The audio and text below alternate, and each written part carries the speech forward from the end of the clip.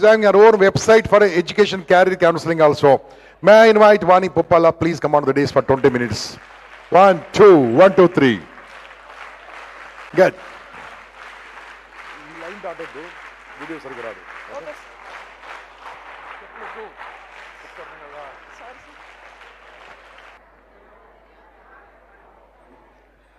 So, good afternoon.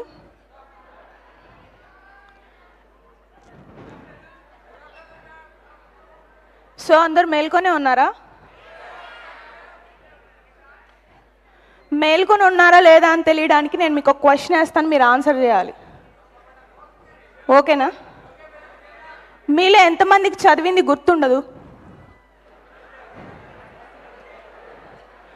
మీలో ఎంతమందికి motivation కొంతసేపే ఉంటుంది?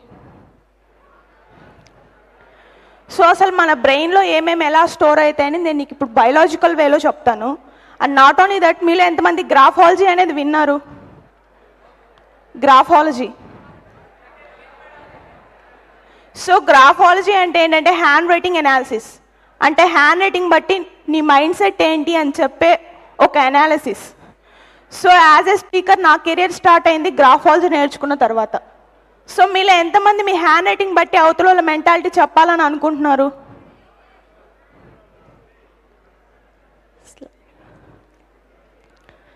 So graphology means hand writing analysis. అంటే హ్యాండ్ రైటింగ్ బట్టి అవతల వాళ్ళ మైండ్ సెట్ ఏంటి అని చెప్పే ఒక ప్రాసెస్. మనం ఎవరితో మాట్లాడుతున్నాం అనుకోండి, మన బ్రెయిన్లో ఓన్లీ 25% వర్క్ అవుతుంది. అదే మనం హ్యాండ్ రైటింగ్ రాసామనుకోండి, మన బ్రెయిన్ 85 to 95% పనిచేస్తుంది. ఇది ఎంతమంది నమ్ముతారు?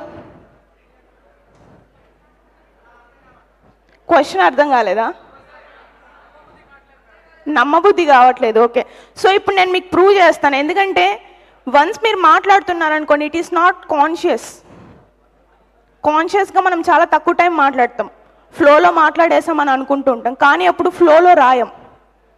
If you're writing, if you're typing మళ్ళీ ఫ్లోలో టైప్ చేస్తాం, కానీ రాసేది ఎప్పుడు ఫ్లోలో రాయమన్నమాట. సో ఫస్ట్ మీరు చూసినట్టయితే ఐఎమ్ వీణా పుప్పాలా. సో నేనేంటంటే గ్రాఫాలజిస్ట్ అండ్ మైండ్ కోచ్. మీ బ్రెయిన్లో ఏది ఎందుకు ఎలా జరుగుతుంది, ఎందుకు మనకు చదివింది గుర్తుండదు, ఎందుకు మోటివేషన్ ఉండదు, ఎందుకు అప్పుడప్పుడు లో ఫీల్ అవుతాం, ఇలాంటివన్నీ చెప్తాను. బయాలజికల్ వేలో చెప్తాను, అసలు నిజంగా నీ బ్రెయిన్లో ఏమవుతుంది అని చెప్తాను. And not only that, next ఏంటంటే అసలు వాట్ ఈస్ గ్రాఫాలజీ అనే దాంట్లో అందరికీ అర్థం అవడానికి I just kept in 2 ways. One is positive hand writing, second is negative hand writing. అందరికీ అర్థం అవడానికి నేనే ఇది డివైడ్ చేశాను. సో పాజిటివ్ హ్యాండ్ రైటింగ్ అంటే ఏంటంటే మీ హ్యాండ్ రైటింగ్లో పాజిటివ్ స్ట్రోక్స్ ఉంటే దాన్ని పాజిటివ్ హ్యాండ్ రైటింగ్ అంటారు. ఓకే, సో మీ హ్యాండ్ రైటింగ్ యాక్చువల్గా ఇది చెప్పడానికి ముందు I usually ask each and every one to right 10 lines and to keep your each signature 3 times. మీరు ఇది ఇప్పుడు అది చేయలేరు కాబట్టి సో ఐఎమ్ ఎక్స్ప్లెయినింగ్. మీరు కావాలంటే ఈ వీడియోని ఇంపాక్ట్లో చూడొచ్చు. ఓకే, సో ఫస్ట్ అలా రాసే వాళ్ళు ఏంటంటే సోషలీ సెలెక్టివ్ అనమాట, వాళ్ళు వాళ్ళ ఫ్రెండ్స్ని చూస్ చేసుకుంటూ ఉంటారు. సెకండ్ వే రాసే వాళ్ళు ఏంటంటే హెల్దీ ఫిజికల్ డ్రైవ్, అంటే వాళ్ళు ఏదైనా ఫిజికల్ వర్క్స్ చేయడానికి బాగా ఇష్టపడుతూ ఉంటారు. This is a topic where we need to take more analysis. I'm just introducing graphology to you people here. Graphology అనే ఒక ఆర్ట్ ఉంది అని నేను మీకు చెప్పడానికి ఇది వేస్తున్నాను. So it will be a basic part for you. And if you see that Y, ఎవరైతే వైని బాగా బ్రాడ్గా రాస్తారో వాళ్ళు ఏంటంటే ఎగ్జాగరేటెడ్ ఇమాజినేషన్స్ ఉంటాయి వాళ్ళకి. వీళ్ళు క్లాస్లో కూర్చుంటూనే కళలు వస్తాయి వాళ్ళకి తెలియకుండానే. So they can't stop themself. మీ హ్యాండ్ రైటింగ్లో బ్రాడ్ వైస్ ఉన్నాయనుకోండి, రూమ్కి వెళ్ళిన తర్వాత ఏం చేయాలి, ఆ కొత్త డ్రెస్ ఉతికానా లేదా, ఇలాంటి థాట్స్ వస్తాయి. ఆబ్వియస్గా వాళ్ళకి అలానే వస్తాయి. ఎవరైతే వైని ఇలా చిన్నగా రాశారనుకోండి, ఈ ఫస్ట్ వైని, వాళ్ళు ఏంటంటే గ్రూప్ ఆఫ్ ఫ్రెండ్స్ ఉంటారు, ఆ గ్రూప్ ఆఫ్ ఫ్రెండ్స్ బయటికి వెళ్తే వాళ్ళకి నచ్చదు, కొత్త వాళ్ళు యాడైనా నచ్చదు. They are little bit possessive. Okay, so I మీద డాట్ ఎంతమంది పెడతారు? ఇది గుర్తుంటుంది, సర్కిల్ చేస్తారు. సో ఐ మీద డాట్ పెట్టే వాళ్ళు ఏంటంటే వాళ్ళకి కాన్సన్ట్రేషన్ ఎక్కువగా ఉంటుంది. అంటే they love to do anything concentrationly. వాళ్ళ కళలు కూడా కాన్సన్ట్రేషన్గానే అంటారు. ఫర్ ఎగ్జాంపుల్ ఐ మీద డాట్ పెట్టి వై బ్రాడ్గా రాస్తే వాళ్ళ కళలు కూడా కాన్సన్ట్రేషన్గా ఉంటారు. వాళ్ళ ఫ్రెండ్ ఏంట్రా ఏం చెప్తావు అంటే ఏం చెప్పారో నువ్వు అని అంటారు. అంటే వాళ్ళు ఏం వినిండరు. They will be in dreams. Okay, so O చిన్నగా ఓ అందరూ ఓ అలానే రాస్తారు కదా. ఎంతమంది రాస్తున్నారు ఓ జీరో లాగా? సో ఎవరైతే అలా రాస్తారో వాళ్ళకి ఫ్రాంక్నెస్ ఎక్కువగా ఉంటుంది. ఏదైనా ముఖం మీద చెప్తారు.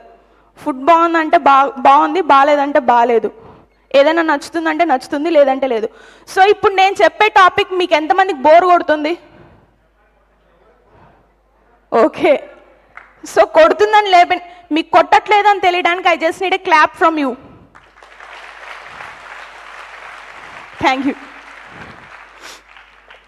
సో టీకి గ్రాఫాలజీలో ఏంటంటే టీ మీద మనం ఒక లైన్ వేస్తాం కదా, దాన్ని టీ బార్ అంటారు. టీ బార్ అంటే ఏంటంటే it is indicates how you are thinking. T bar straight line లాగా కొట్టారంటే వాళ్ళు పాజిటివిటీ ఉంటుంది వాళ్ళు. ఎలా ఉంటుందంటే అరే నీది హాల్ టికెట్ పోయిందంటే అవునా హాల్ టికెట్ పోయిందా, సర్లే నెక్స్ట్ టైం చూసుకుందాం. అరే నీదేదో పర్స్ పోయిందా, పర్సేగా దాంట్లో ఏం లేవులే. So everything they will take in a positive manner. వాళ్ళకి నెగిటివ్ థాట్స్ ఫీలింగ్స్ ఇవేవి ఉండవు అనమాట. యూజువల్లీ ఇలాంటి వాళ్ళు ఏంటంటే లైక్ నన్స్ కానీ ఎక్కువ కేరింగ్ హాస్పిటల్స్ ఇలాంటి ఎన్వైర్న్మెంట్కి బాగా సూట్ అవుతారు. ఓకే, సో ఇప్పటివరకు మీరు పాజిటివ్ హ్యాండ్ రైటింగ్ చూసారు కదా. నెగిటివ్ హ్యాండ్ రైటింగ్ అంటే ఏంటంటే negative strokes, negative mind set మనకు ఉంది అనేది మన హ్యాండ్ రైటింగ్లోనే మనం చూసుకోవచ్చు. ఓకే, సో మీరు అనుకుంటున్నారా మీ హ్యాండ్ రైటింగ్లో ఓన్లీ పాజిటివ్ ఉంది అని? ఎవరైనా అనుకుంటున్నారా? అసలు ఉండరు. ఎందుకంటే మనం మనుషులం, మ్యాన్ ఈజ్ ఇంపర్ఫెక్ట్. సో ఆబ్వియస్గా మనకు కాంబో ఉంటాయి. కాంబోలో ఏవి ఎక్కువ ఉన్నాయనేది మనం చూసుకోవాలి. ఓకే, సో ఫస్ట్ ఏంటంటే ఫియర్ ఆఫ్ సక్సెస్. వై అలా కిందకి రాశారు, ఒక స్ట్రోక్ ఇచ్చి కిందకంటే వాళ్ళకి ఫియర్ ఆఫ్ సక్సెస్ ఉంటుంది. వీళ్ళు ఎగ్జామ్స్ రాస్తారు కానీ రిజల్ట్స్ చూసుకోలేరు, అంటే ఫెయిల్ అవుతామని ధీమా అనమాట. Okay, so I'm just making it quick because I have lack of time. నేను మీకు బ్రీఫ్గా చెప్పేస్తున్నా. If you have any doubt you can comment in the impact. So Y అలా రాస్తే ఏంటంటే they are physically frustrated. Physical works చేయడానికి వాళ్ళకి నచ్చదు. అంటే ఆబ్వియస్గా ఏంటంటే రెస్ట్ తీసుకుంటూ ఉంటారు. వాళ్ళ అమ్మ బయటకి లేదని తీసుకురమ్మని చెప్పిందంటే ఏంటమ్మా అన్ని పనులు నాకే చెప్తావు అని అంటారు. They hate to do physical works. So ఇప్పటి వరకు నేను చెప్పినవి ఎంతమందికి కనెక్ట్ అయ్యాయి? ఓ చాలామంది, అందరికీ great. So you can see the pic. Y loops అన్ని బ్రాడ్గా రాశారు ఏంటంటే they will imagination everything in their brain. అంటే ఎందుకు అలా అయింది, ఎందుకు ఇలా అయింది, ఇలా ఎందుకు అవుతుంది, ఇవన్నీ వాళ్ళు ఎక్కువ క్లాస్ రూమ్స్లో ఆలోచిస్తారు వర్క్ ఉన్నప్పుడు. They hate to do routine things. Okay, so tea bar కిందకి రాస్తే ఏంటంటే లో సెల్ఫ్ ఎస్టీమ్. వాళ్ళకి చాలా నమ్మకం తక్కువగా ఉంటుంది. దే విల్ ఫీల్ లైక్ ప్రపంచంలో ఉన్న చెత్త అంతా నాకే జరుగుతుంది అని అనుకుంటూ ఉంటారు. మీలో ఎంతమందికి సక్సెస్ అంటే డెఫినేషన్ అని మార్నింగ్ నుంచి చెప్తున్నారు కదా, ఎంతమందికి అర్థమైంది? ఎంతమందికి అర్థం కాలేదు? ఎంతమందికి అసలు ఎందుకు అర్థం చేసుకోవాలన్న క్వశ్చన్ వచ్చింది? ఎంతమందికి చేతులు ఎత్తే బద్ధకంగా ఉంది? So it's a common thing. Success అంటూ ఉంటారు. I will explain you later in 2 minutes. అసలు ఏంటి సక్సెస్ కాదు, అసలు అచీవ్ చేయాలంటే ఏ ఫ్యాక్టర్స్ ఉండాలి అనేది in a biological way. Brain ఎలా వర్క్ అవుతుంది అనేది మీకు బయలాజికల్ వేలో చెప్తాను. ఓకే, సో టీ బార్స్ షార్ప్గా టిప్ ఎండ్ అవుతుందంటే దే ఆర్ లైక్ టెంపర్. వాళ్ళకి ఎక్కువ కోపం వస్తూ ఉంటుంది. మనం అనాలిసిస్ ఎలా చేస్తామంటే ఫస్ట్ ఒక లెటర్ తీసుకుంటాం. వై తీసుకున్నాం అనుకోండి, వై ప్లస్ ఐ మీద డాట్స్ పెట్టారు, కాన్సన్ట్రేషన్ ఉంది. టీ బార్ షార్ప్గా రాస్తున్నారు, కోపం ఉంటుంది. ఇలా ఈచ్ అండ్ ఎవ్రీథింగ్ని కాంబోగా చేసి అనాలిసిస్ చేస్తాం. ఓకే, సో నెక్స్ట్ ఏంటంటే like signature is sign of your nature. ఈ సిగ్నేచర్ ఎవరిది? నాది కాదు. So signature is M K Gandhi. మీరు చదువుతున్నారు కాబట్టి it is a positive signature. మన సిగ్నేచర్ ఏదైనా చదవగలిగేలా ఉంటే పాజిటివ్ సిగ్నేచర్, చదవగలిగేలాగా లేకపోతే it is a combo of positive and negative. So చాలామంది ఏంటంటే చాలా ఫైట్ చేశారు. ఎందుకు father of the nation Gandhi గారు అయ్యారు? ఎందుకంటే గాంధీ గారు చెప్పినవన్నీ ఎలా అంటే సెన్సిబుల్గా ఉన్నాయి. It is easy things to remember. To illiterate కూడా గుర్తుండేలా ఉన్నాయి. సత్యం అహింస అనేది అందరికీ తెలుస్తుంది. ఉప్పు సత్యాగ్రహం అన్నాం అనుకోండి, నార్మల్ పీపుల్కి రీచ్ అవ్వదు. సో గాంధీ గారు stand himself like creating easy things. He is reliable. నేను గాంధీ గారు స్లైడ్ అయ్యాకనే మీరు చెప్పారు గాంధీ గారు అనేసి, గాంధీ తాత అనేసి. ఓకే, సో నెక్స్ట్ సిగ్నేచర్ ఎవరిది అని మీరు గెస్ట్ చేస్తే వాళ్ళకి గిఫ్ట్ ఇస్తాను. ష్యూర్ గిఫ్ట్ పాకెట్లో ఉంది. యా చెప్పండి. నెక్స్ట్ ఇక్కడ ఆగండి. రాంగ్. జస్ట్ మీకు 30 seconds ఇస్తాను. అబ్దుల్ కలాం. కేఏ పాలా కాదు. నాది కాదు.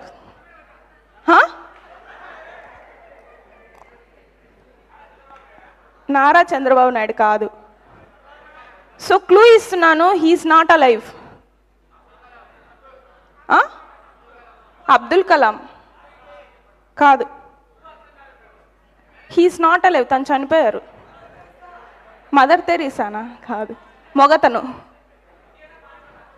ఎవరా? The gift is ready in my pocket.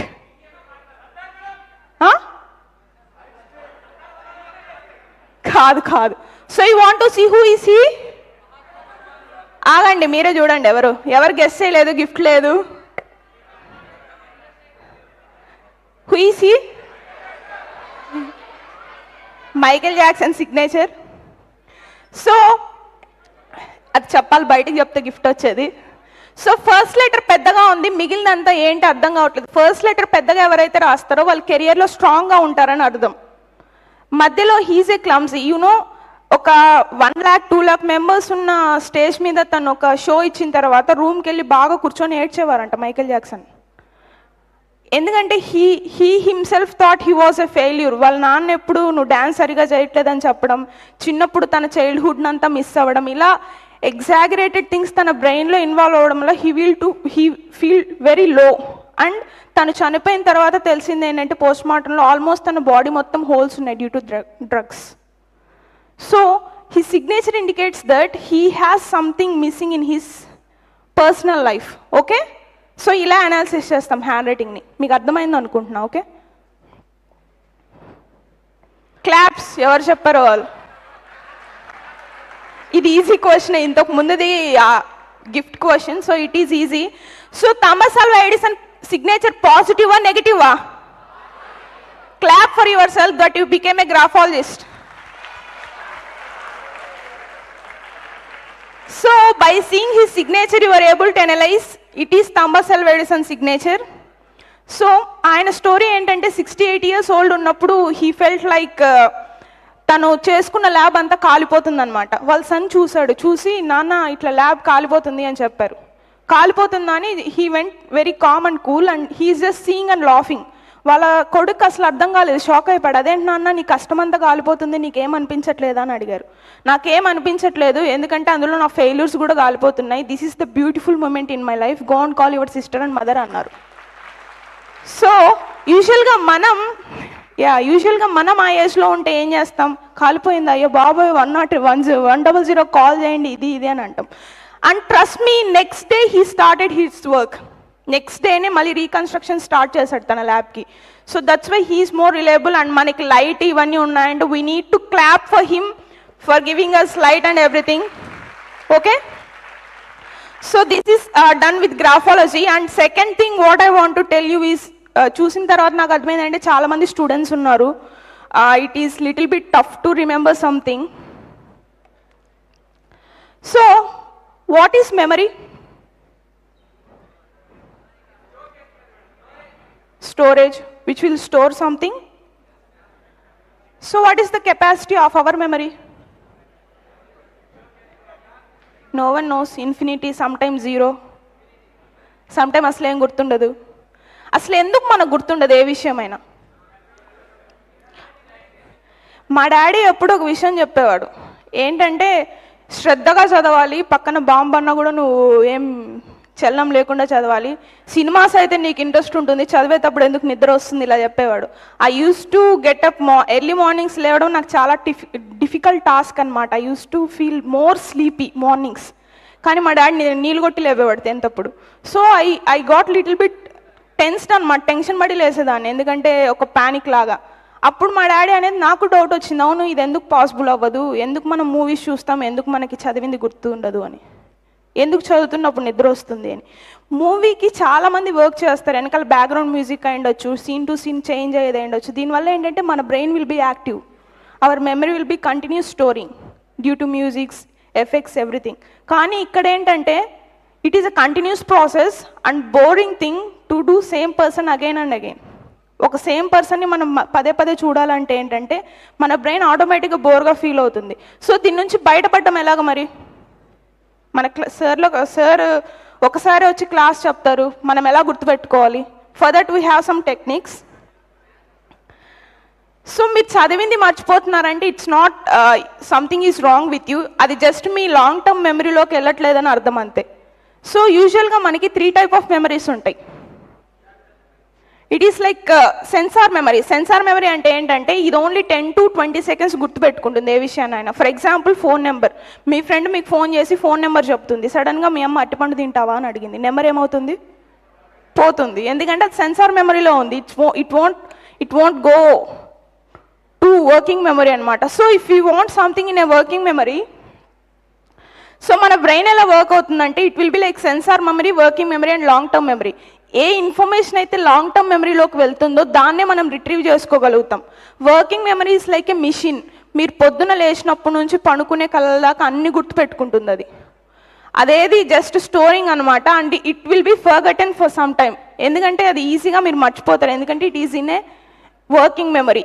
ఎప్పుడైతే మీ వర్కింగ్ మెమరీలో ఉన్న ఇన్ఫర్మేషన్ అవతల ఉన్న లాంగ్ టర్మ్ మెమరీలోకి వెళ్ళిందో దాన్నే మీరు రిట్రీవ్ చేసుకోగలుగుతారు. సో దాంట్లోకి పంపించడానికి you can follow some techniques.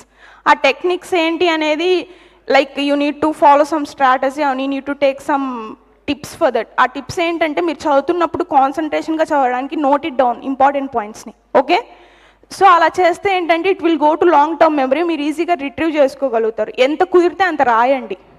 Okay, so then your brain will become informative and I would really thank Gampa sir for giving me this opportunity. Nenu ila cheptanu sir anagane sir gave me this opportunity and ila nenu ee field lo raavadaniki karanam Mendamuri sir.